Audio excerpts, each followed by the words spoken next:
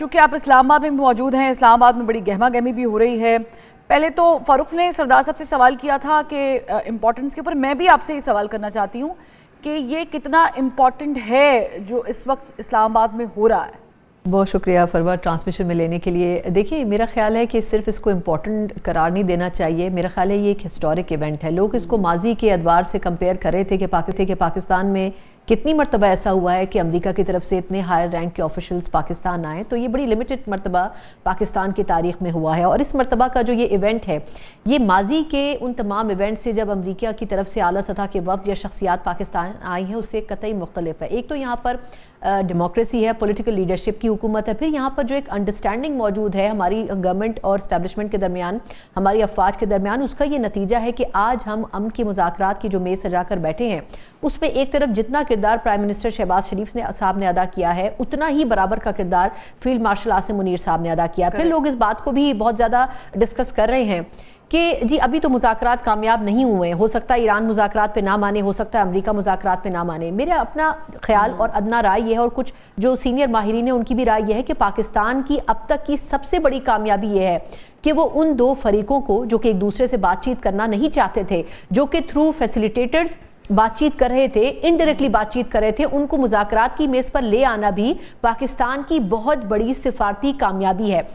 اور یہ اس لیے بھی پاکستان کا یہ حوالے سے تاریخ میں ہمیشہ یاد رکھا جائے گا کہ پاکستان کا اپنا ذاتی انٹرسٹ اس خطے میں امن قائم کرنے کے حوالے سے ان دونوں ملکوں کی جنگ رکوانے کے حوالے سے شاید اتنا زیادہ نہیں تھا جتنا کہ پاکستان نے ایفرٹ کیا as compare to middle eastern countries. پھر اگر دیکھا جائے تو ابھی تک جو لوگ بات کر رہے ہیں کہ جی آمنے سامنے یہ دونوں ممالک کے فریقین بیٹھیں گے اور شاید بات چیت ہو جائے گی، میرا خیال یہ ہے کہ جو اس قسم کے ڈائلاگز ہوتے ہیں، اس کی جو انڈرسٹینڈنگ رکھتے ہیں، آپ بھی سمجھتی ہوں گی کہ اس میں اس سے پہلے ہی ایک گراؤنڈ ورک تیار کیا جا رہا ہے. اگر آپ دیکھیں تو جو وفود آئے ہیں ان سے پہلے انڈیویجولی ہمارے جو فورن آفس کے لوگ ہیں انہوں نے ملاقاتیں کی ہیں، پوائنٹس ایکسچینج کی ہیں، ایک انڈرسٹینڈنگ بنانے کی، ایک گراؤنڈ بنانے کی کوشش ہو رہی ہے. اس کے بعد ہمارے پرائم منسٹر صاحب نے ایرانی وفد سے ملاقات کی، پہلے امریکن وفد سے ملاقات کی، اور میرا خیال یہ ہے کہ جب یہ 90% انڈرسٹینڈنگ کے اوپر پہنچیں گے تب اس کے بعد جا کے ایک دوسرے کو سامنے مذاکرات کی میز پر لایا جائے گا. اس میں ایک پوائنٹ کوئکلی میں کہنا چاہوں گی کہ دیکھیں یہی جو ٹیم تھی ادر دین جو نائب صدر ہیں امریکہ کے، ان کے علاوہ باقی جو ممبرز تھے وہ لوگ آلریڈی سوئٹزرلینڈ میں اور عمان میں 2 سٹنگز کر چکے ہیں،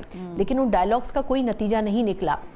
اس لیے ایران ایک طریقے سے دیکھا جائے تو ہاف ہارٹیڈلی صحیح، نیب دلی کے ساتھ صحیح، لیکن ان مذاکرات کی میز پر آیا ہے اور وہاں سے اس قسم کے بیانات بھی آ رہے ہیں کہ ہم امریکہ کے اوپر ٹرسٹ نہیں کرتے ہیں. لیکن اگر میں اس میں مختصر یہ کہوں کہ جو پوائنٹس ٹیبل پر رکھے گئے ہیں جس میں امریکہ کے 15 پوائنٹس اور ایران کے 10 پوائنٹس ہیں، اس میں آئی تھنک تھوڑی سی اپڈیٹ ہوئی ہے اور بہت سے صحافی اس کے اوپر بھی ڈسکس کر رہے ہیں کہ دیکھیں جو شروعاتی پوائنٹس تھے وہ دونوں طرف سے ریجیکٹ ہو گئے تھے، لیکن اس کے بعد جو نیا مسودہ بنایا گیا تھا جس میں میجرلی 10 پوائنٹس ایران کے زیادہ ایکسچینج کیے گئے تھے، اس میں ایک بڑا حصہ پاکستان کی اپنی سفارتی ایفرٹس کا بھی ہے، اور پاکستان نے اس میں کچھ پوائنٹس کے اوپر ڈیبیٹ بھی کی تھی، ڈسکشن بھی کیا تھا، اور اس کے اوپر ایک انڈرسٹینڈنگ پیدا کرنے کی کوشش کی تھی. اور آپ کو یاد ہوگا کہ شاید اسی وجہ سے امریکی صدر ٹرمپ نے 2 روز پہلے ایک سٹیٹمنٹ دیا تھا کہ دیکھیں جو پوائنٹس اس وقت ٹیبل پر لائے جائیں گے اس میں سے بیشتر پوائنٹس کے اوپر ایک انڈرسٹینڈنگ تو بن چکی ہے، لیکن پھر بھی فردر جو پوائنٹس رہ گئے ہیں اس کے اوپر بات چیت کرنے کے لیے ہمیں مذاکرات کی میز پر جانا ہوگا. تو آئی تھنک اس وقت ہمیں ہوپس ہائی رکھنی چاہیے، اور میرا خیال یہ ہے کہ پاکستان اس وقت اس کو جس اسٹیج کے اوپر لے جا چکا ہے اس میں امید یہ کی جا رہی ہے کہ بہت سی چیزوں کے اوپر اگر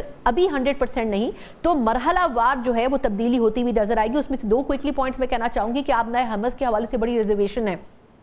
ہو سکتا ہے کہ اس کو مرحلہ وار طریقے سے کھولنے کا ایک سسٹم بنایا جائے. دوسرا جو ایران اپنی معاشی پابندیوں کو ختم کرنے کی بات کر رہا ہے، ہو سکتا ہے اس کو ایک دم سے نہیں تو مرحلہ وار ختم کرنے کی پروگریس یا سٹیج کے اوپر کنورٹ کر دیا جائے جس میں ایران بھی تھوڑا سا مطمئن ہو اور امریکہ کی طرف سے بھی بات ہو. پھر جو ایک سب سے بڑا مسئلہ تھا کہ لبنان میں جنگ بندی کا جو ایک مسئلہ ہے وہ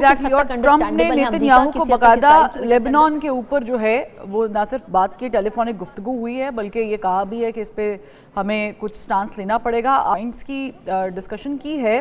اسپیشلی جو سینکشنز ہٹانے کی بات کی ہے. انیشلی ایران کے ڈیلیگیشن کا مطالبہ بھی یہی ہے کہ پہلے سینکشنز کو نرم کیا جائے، ساتھ ہی جو ایسٹ ہیں